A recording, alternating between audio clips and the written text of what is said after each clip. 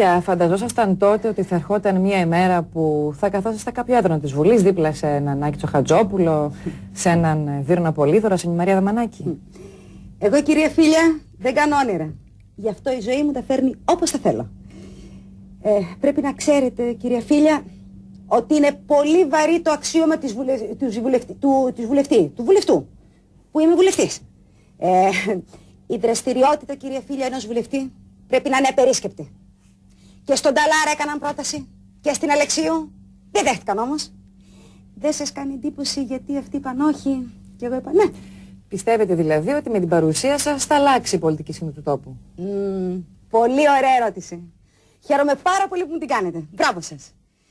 Κοιτάξτε, κυρία Φίλια, εγώ δεν υπήρξα μια απλή τηλεπαρουσιάστρια. Εγώ αποτελούσα έργο.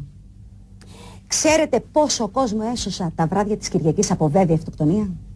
Ξέρετε πόσοι άνθρωποι μονάχοι πέρασαν μαζί μου πρωτοχρονιές? Άνθρωποι που δεν είχαν στον ήλιο μοίρα.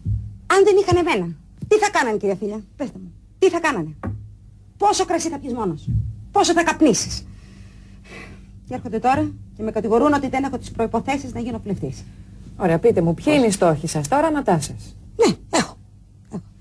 Κυρία Φίλια, εγώ είμαι βουλευτής σε μια πάρα πολύ δύσκολη περιφέρεια.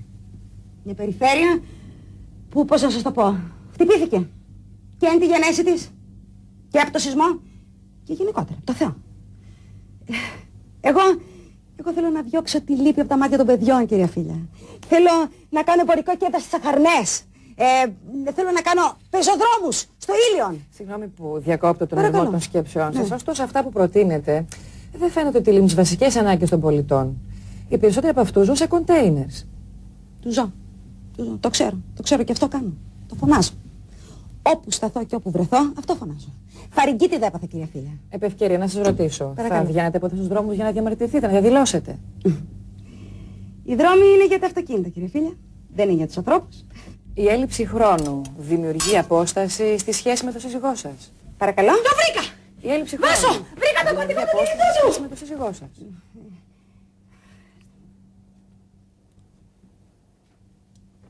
Ναι, θα σας πω. Με το σύζυγό μου είπατε? Γιατί δεν μιλάει? Τι να πει, μόνο αυτή ξέρει πώς νιώθει. Η μοναξιά είναι τόσο απέραντη, ώστε έρχονται δυο-δυο για να την υπομείνουν. Λέει κάπου ο αείμνηστος Τάσος Λιβαδίτης. Και Διαβάζετε ποίηση? Διαβάζει. Όχι από ό,τι ξέρω. Και το είπε και σωστά. Κάποτε. Εγώ, ξέρετε, ο άντρας μου είναι εκπαιδευτικός. Χρωστάω πάρα πολλά. Πάρα πολλά.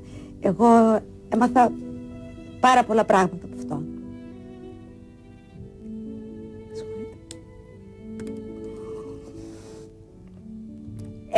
Είναι για μένα, τι να πω, είναι το άπειρο. Τι άπειρο? Το άπειρο ελάχιστο. Βλέπω ότι συγκινείστε όταν μιλάτε για την οικογένειά σας. Πάρα πολύ. Εμένα ο άντρας μου και η κόρη μου είναι η κινητήρια δύναμη στη ζωή μου. Τους αγαπάτε πολύ? Πολύ. Και θέλω κάτι να σας πω. Εγώ πιστεύω σε ένα πράγμα. Μην το πεις! Θα το πει. Όταν δύο άνθρωποι αγαπιούνται, Μην το πεις! Θα το πει. τα χρειάζεται αγάπη. Το είπε! Το είπα. Έχει δύο μηνύματα.